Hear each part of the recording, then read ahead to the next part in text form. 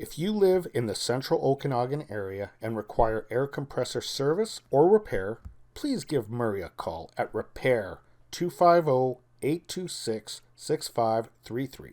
That's Murray at Repair 250-826-6533. Quality work at a fair price.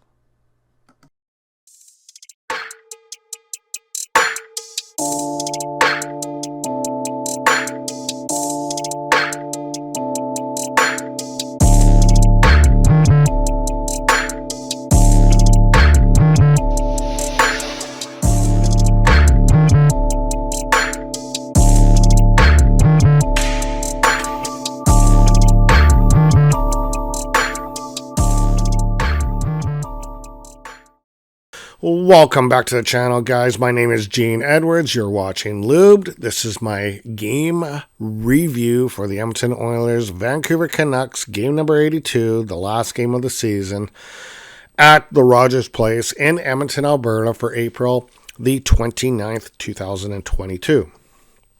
Under normal circumstances, I'd probably be venting a little bit tonight, as this was a kind of an ugly, choppy game. It felt, the best way I think I can explain it is it felt like a preseason game. The puck was bouncy all over the place. There was just no flow, no systemic play. And there was two major reasons why this was. No Leon Draisaitl, no Connor McDavid.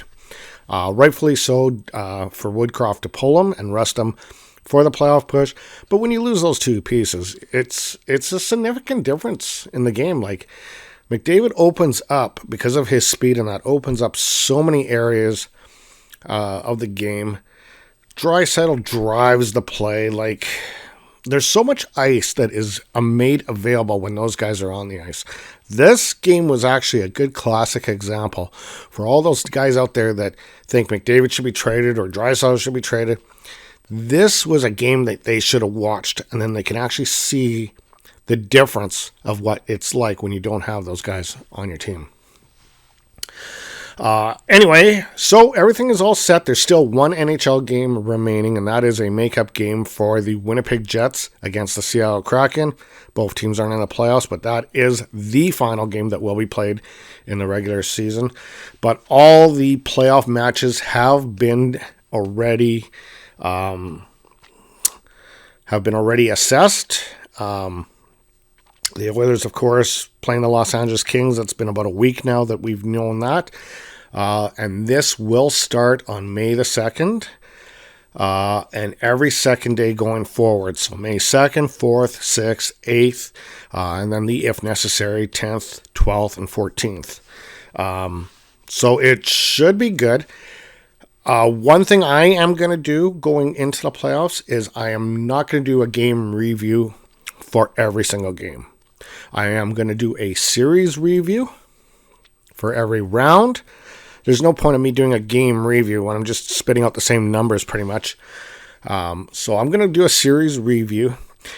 And because of the late games and likelihood of overtimes, I am doing my reviews the next day after the game. So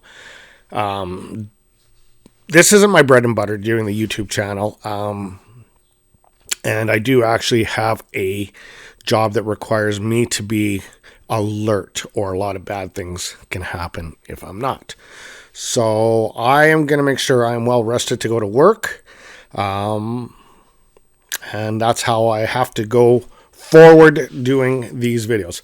Anyway, let's dive into last night's game against the Canucks. Let's start with the scoring summary here. Let me just pull it up here.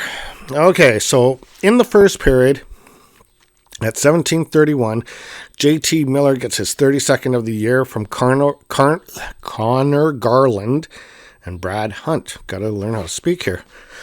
In the second period, there was no scoring.